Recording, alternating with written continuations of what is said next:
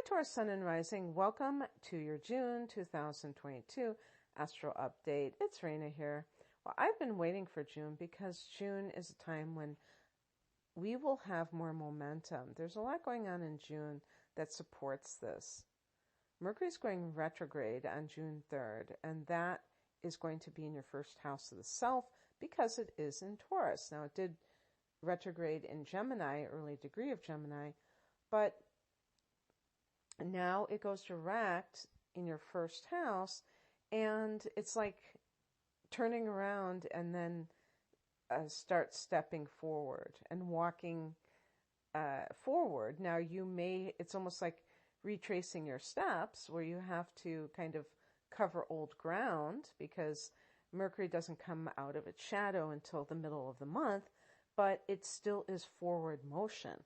And that is the important thing. And every day it gets closer to that time when it gets up to the 4-degree mark of Gemini where it retrograded. So, but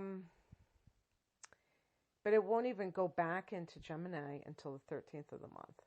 So you have like a 10-day period of it being in Taurus. I think that's great because for those of you who are trying to promote yourself, you may have been spending the last few weeks really pondering yourself in general and your life in general. And this gives you this may have given you ideas to kind of act upon. And that only happens when people are, moving forward in their life. They're not constantly looking back. So, but there was something else I wanted to say about that. What was that? Well, I'm just going to keep going because I can't remember exactly what I wanted to say. One thing I was going to say is that when Mercury does come out of its shadow, probably around the 18th, I would say, of June, then we're going to have this green light portal where all the personal planets are direct, and this is happening until sometime in August. And this is the time to take advantage of things that are major decisions or launches that you would like to undergo or do, whatever. I'm trying to think of the phrase I want to use. Because it just provides less resistance and more cooperation is basically how it works. However, first and foremost, trust your gut, because there have been times, I know this for a fact, where everything is supposed to be hunky-dory and I just didn't feel like it. Or there were times where I was like, oh no, Mercury is still in its shadow, don't do this. And I couldn't wait. I think when I launched my business, that happened. And I just couldn't wait any longer. Do you know what a great feeling that is, to have so much enthusiasm for something that you just have to do it? This is one of the reasons why we have to nurture this spark within ourselves, because this is how we embrace life, and if astrology becomes something like a millstone around your neck, something that drags you down, that makes you feel like discouraged about doing things on your own timetable, then it's no good for you. So, or at least the predictive part. I still think it could have benefit in other areas, but don't allow anything other than your own intuition to truly inspire you. This is just kind of extra. The very next day on the 4th, Saturn goes retrograde at 25 degrees of Aquarius. Now, Aquarius is a fixed sign like Taurus, so for some of you in that range of 25 degrees, this is going to, you're seeing Saturn squaring your sun or ascendant. And really, I think especially with a Saturn transit or aspect, that this can actually be very good. People say, oh, squares are challenging aspects, which they are, but they can challenge you towards greatness. So it's all in the way that we perceive things. And they create this friction that lights a fire under you. And that's a good thing, because otherwise, once again, would we be motivated if we didn't have something to kind of push back against us? If everything were just trines and smooth sailing, we might just sail off into the sunset and never do anything. So Aquarius is the 10th house of career. And Saturn retrograde here means that you may just feel this sense of like letting go of whatever it is that you're pushing. But, the word that came to my mind is resistance. So maybe it's letting go of resistance to allow things to settle in. And the reason I say this is because Saturn is a very kind of a stern energy that is like an authoritarian figure or a parent that's kind of telling you, no, you can't have your chocolate cake until you have your broccoli. Well, I love broccoli, so you know what I mean? It's one of those deals where broccoli isn't bad at all. It's delicious and it's very good for you. So, and chocolate isn't bad, necessarily. That's the funny thing. That's why good and bad are so, subjective and arbitrary. But the thing is that this, Saturn is a ruler of the 10th house. So Taurians have had this transit here for a while, and it would be interesting to know if you've noticed something specific. I can't remember when it entered Aquarius. I'm thinking it was sometime in 2020, because it's like a 2.5-year cycle, and next March is going to go into Pisces. But the thing is that there is this affinity that Saturn has for the 10th house. However, you may not have experienced it the way that you were hoping to. You may feel like it has been kind of a time where there's been a lot of restrictions placed on you in some way, or obstacles placed in front of you. So it'd be interesting, if you feel called to share, please share below, because I'd love to hear how your experience is being having this in my 10th house as well, and really not knowing what to make of it, because I really felt the same, like, wow, this is going to be great. Saturn is in the 10th house. It's the house that it belongs in. It's going to enhance career matters.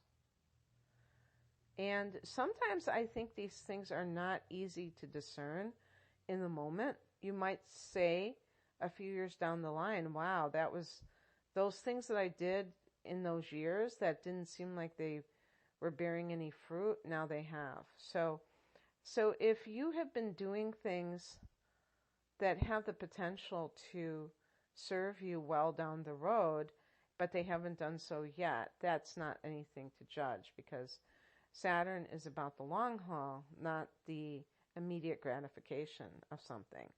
So this retrograde can just be like going within about some of the things, what is your ambition? Why do you have ambition? What is all of that about? Even things like discipline, some people are going to be more, this is going to be more of a thing than others. For people, for instance, who are very type A, that can be something that is hurting them in some way. Like, let's say you're type A and you're in sales and you're very aggressive as a salesperson. You really want to meet certain quotas, and you are turning people off with the way that you approach them. With Mercury in the first house, and Mercury being associated with sales as well, this can be something where you totally change the way that you operate. Maybe you become more low-key. Maybe you become less attached to the results. On the 13th, Mars goes back into Gemini, so it's in that second house. So expect to be focusing more on your money situation for whatever reason. Maybe you're balancing the books, crunching the numbers, things like that. The next day on the 14th, there's a full moon at 23 degrees of Sagittarius. Sagittarius for Taurus is actually the 8th house. And the 8th house is a money house, just like your house, the second house, Taurus. But it's a house that is dealing with shared resources or other people's money. So a full moon here can bring that, and also that can include loans, debts, things like that. So this can bring your awareness to these issues for some reason. This may be the final payment you make on something that you owed. This could be money that is coming to you from some kind of, situation, a divorce where you're getting a certain payout, an inheritance, things like that. Could be a download, a spiritual download about things that you haven't really wanted to deal with. This is the shadow self that is, sometimes kind of below the surface, where the person doesn't really want to deal with it. But it can be a very purging experience. It can be very cleansing. And you may decide to do some kind of a cleanse on the physical level to kind of support that. On the 21st, the sun goes into Cancer. That's the summer solstice in the northern hemisphere. I spell it S-O-U-L, solstice. Whether it's summer or winter where you live, it is the change of the seasons. It is the sun going into a cardinal sign, and it does,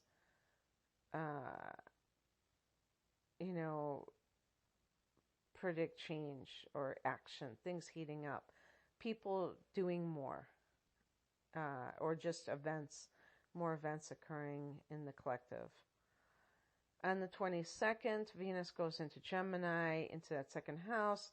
This is very good for money attraction and manifestation because Venus is a ruler of the second house. And when I say manifestation, one of the things that people find attractive about manifestation is that it feels less like efforting. It feels more like attracting, law of attraction, hello. And the reason that this is so attractive to people is because,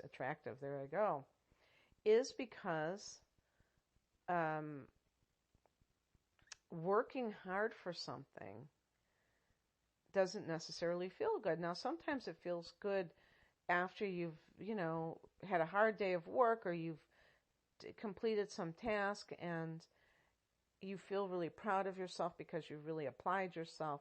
I mean, that can give you a certain amount of endorphins or whatever. But in general, this idea that we have to slave away for things, that's, to me, part of the Piscean age. And we're in the Aquarius age, or Aquarian age, I say Aquarius age, where suffering is optional. Where, Aquarius is a sign that is associated with downloads, those kind of instantaneous insights, and very intuitive. Pisces is intuitive too, but Pisces brings a lot of emotion with their insights or their spiritual information. And Aquarius is more detached. And the emotion is where the suffering comes in, because picking up on other people's emotion, being an empath and really living that experience is not that easy. And as a result, why do you think some of your favorite people on YouTube that do astrology and all these other things, they burn out, tarot card readings, because some of them probably were too, they were too close to the people that they were dealing with, and it led to them taking on that energy in some way. And even when you try to be detached, believe me, it can still creep in. So this is one of the reasons that it's not an easy thing to do. You might think it is, but it isn't, to do these kinds of readings. And I'm talking about personal readings specifically, because of course these are general readings. But when you're dealing with people specifically, even if you're not doing live readings, it isn't that easy. And you might not notice it right away, but these things can happen in other ways. And so being able to receive money in a very effortless way, even if you're working for it, obviously, and not just sitting there eating bonbons and expecting it to, just materialize. But there's that sense of the struggle being gone that is so appealing. So just keep that in mind. Doesn't mean you can't earn money at other times of the year, but this is a very good time. On the 28th, we have the new moon at 7 degrees of Cancer. This is the third house for you. Now we're really in this period where things are clearing up, the personal planets. So this new moon, for the first time in over a month, feels like really a new beginning, I would say. And this is in your third house of communication. So this could be an area that is really highlighted for you, where the internet, social media is front and center in all of that. And you can set intentions around these issues. Teaching, learning something, maybe taking a new course, getting certified for something, which is improving your skill set or expanding your skill set. On the same day, Neptune goes retrograde, 25 degrees of Pisces. So these are both sextiles to you, Taurus, but it's from the other direction. So that's the 11th house of hopes and wishes. And Neptune retrograde can be a time when you have to really see how sound your dreams are, because it can give you a reality check. If there's something that you've, like a long-term goal, long-term goals, sometimes there's a lot of long-term effort put into it. And if something isn't quite right, you want to know about that, because you do not want to be pouring energy into something that's not going to bring you what you want. So this can also be like if you have a friend, Neptune in the 11th house in general, when it's direct, can be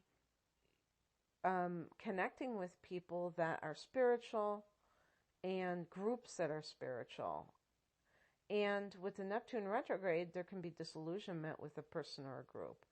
Like you thought they were one way and they're actually another.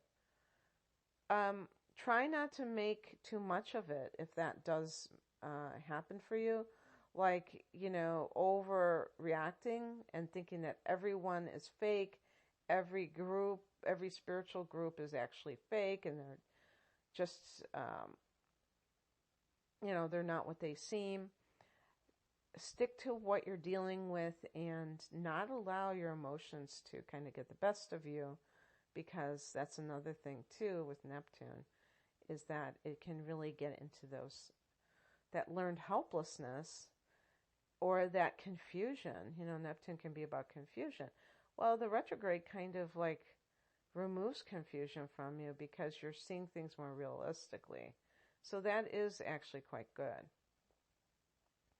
Okay, that's what I have for you, Taurus. I hope that this resonated. If you would like a personal reading, the link is below. Take care. Bye.